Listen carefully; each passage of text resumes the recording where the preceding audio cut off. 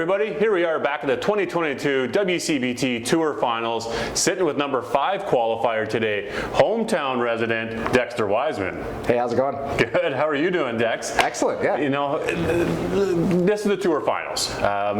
Obviously the season goes along, you've played in this one a bit.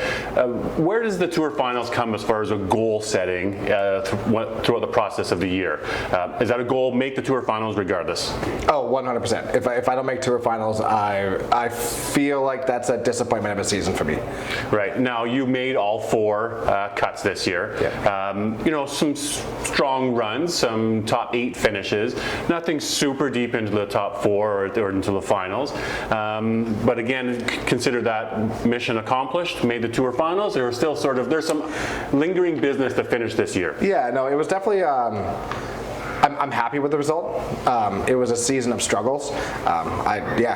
COVID was a long time off, and you know what? I own a bowling alley, and I didn't throw any balls because I didn't want to. I hadn't had a break in a long time, and it showed. It was a struggle.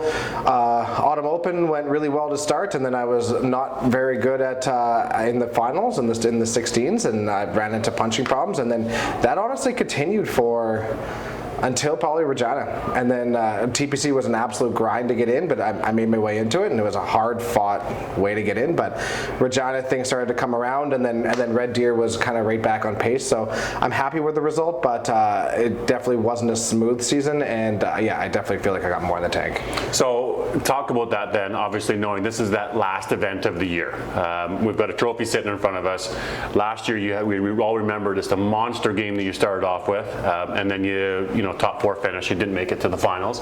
But talk about a little bit of your preparation getting into this event now to finish the year off. Have you been playing a bit? Are you getting ready? I mean, what's the mental mindset and physical prep into this? Yeah, so I mean, after Red Deer, I took a little bit of time off, but since then I've been playing 2-3 times a week.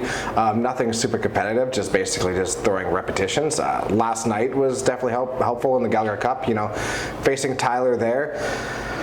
The match didn't mean anything, but you still want to win, right? And you get an opportunity to throw a turkey and 10 to win that match, and it's just nice throwing meaningful balls that way. So I feel like that's a good preparation for it. But yeah, just been doing lots of practice here the last month or so, and it feels good. Now, your opponent, after the reseeding, Mitch Davies. Mm-hmm. He was originally 13th. We had an opponent not be able to play. Mm-hmm. Mitch is now in. You're up against Mitch. We all know that Mitch is a great shooter. Has had a heck of a year, plays a lot of tournaments, recent Masters Nationals win. Mm-hmm. Have you played him before? Where is the success rate? Where is the mind going into playing against a guy like Mitch in the first match? First of all, I want to say, like, obviously that shows the depth of the tour and how strong the tour is when somebody has to drop out and the guy that steps in is 1A or 1B in the country. So pretty special to be able to face Mitch. Again, in these situations, you're always facing a buddy. I was going to be facing John Mones. Not anymore. I'm now facing Mitch Davies, who's also a really good friend of mine. But it'll be a challenge. It'll always be a challenge facing Mitch. He's incredible. He's so mentally sound while out there, and he's so rhythmic and just meticulous about the way he plays the game. So. And I don't think anything really rattles him. You know, you're going to have tons of people in the crowd, and I don't think that's going to bother him at all. So it's definitely going to be a challenge. Success rate has been honestly pretty good against him. Besides in the Autumn Open, the single game match this year, I don't know if I've lost to him outside of that. So I've played well against him. I've needed to play well against him. He's shot really well at me too. But I also know that we were just talking before about the WCBT event that we had prior to the finals previously, and I 10-0'd him in one match, and so he was talking about that already. So I know that that's going to fire him up, and he's going to be coming out shooting because he's gonna want to rectify that. Yeah, you bet. Well, it's going to be exciting. Now, lastly, any sort of shout out, any support network that are here watching? Obviously, this is your home center. You might have some friends and family or people that are watching, here, or they're really looking forward to seeing the shows as they get aired. Yeah, for sure. I mean, obviously, my parents, they support us in absolutely everything we do, including purchasing a bowling alley. So obviously, they'll be here cheering everybody on. Kelsey, absolutely. Katie being here in the crowd is always a big help. My grandparents are coming. Just big crew. And we have such a great community here at the bowling alley. We're going to have tons of friendly faces. It's going to be awesome. Yeah, well, I look forward to seeing you. Me being a hometowner as well, and somebody who used to work at the bowling alley. I got a special heart for the Wiseman. So, yeah, those are my two favorites, and I'm looking to cheer on today. So, good luck to you, and best get after it. Thanks. Sitting with number 12 qualifier, Mitch Davies, all the way from Toronto, Ontario. Thanks for coming. Hamilton, hometown. Yeah, Hamilton, hometown, yeah. So Mitch, obviously, first thing we want to chat about is in the standings, and we just mentioned with your opponent Dexter, is that you were originally 13th in the shift. We had one player not be able to make it. Obviously, exciting opportunity for you now to be into the Tour finals. And we talk about somebody with you and your caliber, the depth of the Tour, that your season led you to 13th points. But now here you are in the standings into the finals. Got to be a great opportunity, great feeling for you to be able to be in the mix. At the beginning of the year, is Tour finals one of the goals that you sort of set for yourself? Yeah, absolutely. It's the goal for yourself all season is to win everything you play. Also make everything you play, every cut, whatever the case may be. But there is something to be said about being the top 12 of the whole season and probably the hardest tour that we've ever had in 5-pin bowling. So yeah, it's one of the major goals for sure. Yeah, well, and congratulations. Obviously, we want to talk about your Masters win here recently back in Edmonton. That's a huge accomplishment, Masters Nationals, to win that. So great on you. We often talk about you being one of the guys that plays the most tournaments there are throughout the year. Yeah. Is there ever a sense of tired or jet lag or flying, or really it's just about I want to play tournaments and I want to win? What's the mindset here? Yeah, I mean, you got to pick and choose what you can and can't play. You could play a tournament every weekend if you really want to. But I do play a lot of tournaments just because I love the game. And when it comes down to being tired, yeah, it does happen throughout the season.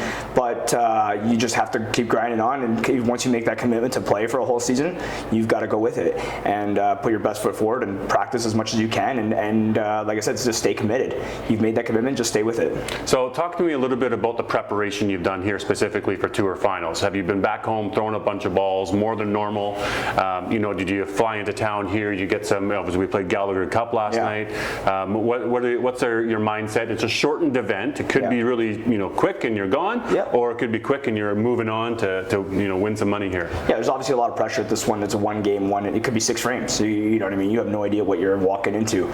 Guy could be a buzzsaw and you're toast. It just happens. You want to think positive and keep going. But my preparation beforehand is usually the same for every tournament. This one might have been a little different, but usually what I do, it depends on how I'm playing overall. If I'm playing really well, I'll just go in one day that week before the tournament. Say we leave on Thursday, I'll go in on Tuesday and I'll play 8 games, and I just want to play 8 games. That's it, and then walk away. But if I'm struggling, I'll be in there Saturday, I'll be in there Monday, I'll be in there Tuesday, I'll be even in there Wednesday. As long as it's going to take for me to figure it out to get to that point where I feel comfortable. Yesterday we were here, so I was going to go back with, but this tournament might have been a little different. I played on Wednesday. I just played for 30 minutes or 40 minutes. I didn't even throw a game, I don't think. Yeah, I didn't throw a game. And I threw the Wednesday beforehand. So I had been playing a lot this summer, obviously, you said, with Open Nationals, Masters Nationals. We even had Midland in there. There's a lot of tournaments. So this one I didn't feel I needed to play as many games as I did. Yesterday I showed up and I threw for about 20 minutes or so at the lanes just to get the the revs going. And then we played Gallagher Cup and I played fairly well. So I feel comfortable and confident going in. Nice. Now let's talk about your opponent. Okay. Obviously, again, getting into the mix and getting into the top 12, it doesn't really matter who you play. When you look it up and you see that you're playing Dexter Wiseman, he's hometown, so you know this is his center.